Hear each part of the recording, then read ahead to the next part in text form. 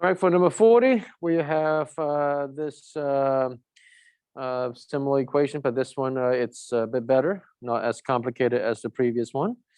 So for this one, you would just square both sides, right? You square both sides to begin with, and you would have to do FOIL again on the right-hand side. You do not distribute the square. So 2x times 2x is 4x, and then minus 6x, and then minus 6x again, and then plus 9. Oops, sorry, I forgot to write the square. So 4x squared minus 12x plus 9. It's the right-hand side. I keep forgetting writing the square. Okie doke. And then you have 0, 4x squared minus 13x, and then plus 3. Okay.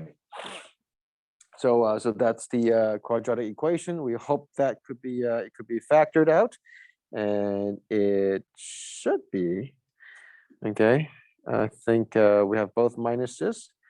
We have 4x and x, and I'm going to put a 3 and 1 over there, and that should give us the 4x squared minus 13x plus 3. And so we have two x values. X equals to 1/4 and x equals to 3. The question now is that do we have both values as our solution, or just one? Now, from one of the earlier question, I said that if you know how to graph, that could expedite your solution finding process. So square root of x plus 6, it's a square root function that's being transformed, shifted to the left for 6 units. And then you can also find out that you can also graph out the 2x minus 3. So at minus 3, you have a pretty steep slope right there. Okay.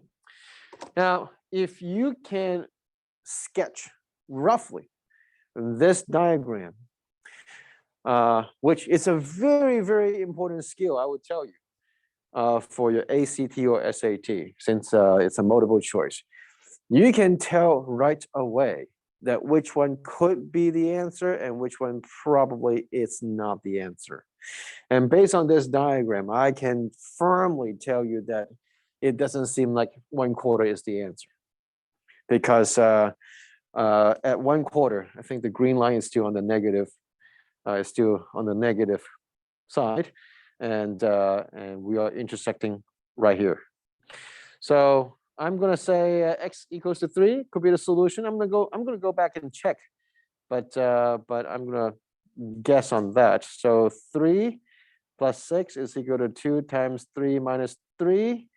So you have 6 minus 3 on the right, and you have square root of 9. So 3 equals to 3. That's good. So x equals to 3. X equals to 3 is the solution. Yeah. If you do a 1/4, well, we can stop pretty soon because, well, you have 1/4 plus 6 equals to 2 times 1/4 minus 3. So you have 1/2 minus 3, and this is going to be a negative number.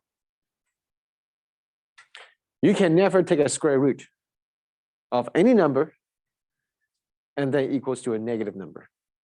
Okay? You cannot have a square root of any number which results in a negative number. So we know that x cannot be, just simply cannot be the value of 1/4. But again, if you know how to graph, the answer will pop in front of you much faster. And if you're going to calculus, please take this as a very good practice to get yourself more familiarized with all these graphing, the general shape of these graphs. And we're talking about simple graphs only.